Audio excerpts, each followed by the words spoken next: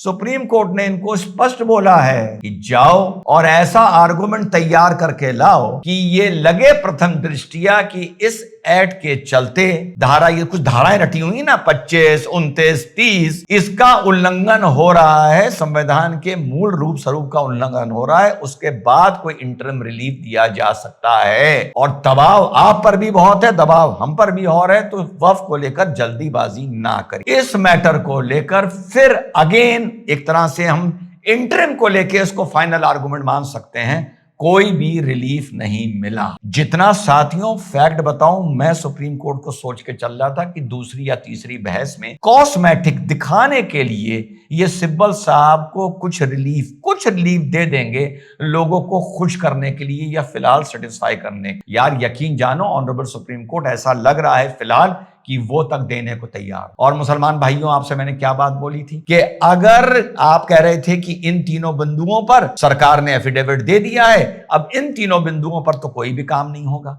यही आप लोग बोल रहे थे ना। मैं क्या बोल रहा था कि वो एफिडेविट दिया गया था अगली डेट तक, कि जब तक अगली डेट पर कोई इंटरिम रिलीफ नहीं मिलता तो सरकार ये एफिडेविट दे रही है कि इन तीन बिंदुओं पर हम कोई छेड़खानी नहीं करेंगे। ठीक, और ये भी मैंने आप लोगों को बोला था क्योंकि अब अगली डेट में इंटरिम रिलीफ नहीं मिला, तो ये जो एक मौखिक रिलीफ मिला था, जो एफिडेविट दिया गया था, इसका क्या हो, वो अभी तक मजधार में पड़ा हुआ है कि उसको कोई डिस्कस करने वाला ही नहीं है। और उत्तर प्रदेश में वक्फ की नाम पर जो जमीनों पर कब्जा किए थे, वहां बुलडोजर चलने शुरू हो गए हैं। यही बात आपका भाई मुसलमानों आपसे कह रहा था कि ये कोई रिलीफ नहीं है, ये लॉलीपॉप दिया गया है। और आप लोग इनबॉक्स आके मुझे कह रहे थे देख स्टे हो गया, पूरा मीडिया आप लोगों को बता रहा था स्टे हो गया। अगर याद करिए ईमान से, स्टे 3 प्रोविजंस पे स्टे, सुप्रीम कोर्ट ने लगाया स्टे। आपका भाई कह रहा था वो स्टे नहीं है, वो सिर्फ एक मौखिक रिक्वेस्ट करी गई है और सरकार ने एक एफिडेविट दे दिया है। इंटरिम रिलीफ या स्टे बिल्कुल अलग चीज है। आखिर में जब मैं ये वीडियो बना रहा हूं, फाइनली चौथी बहस में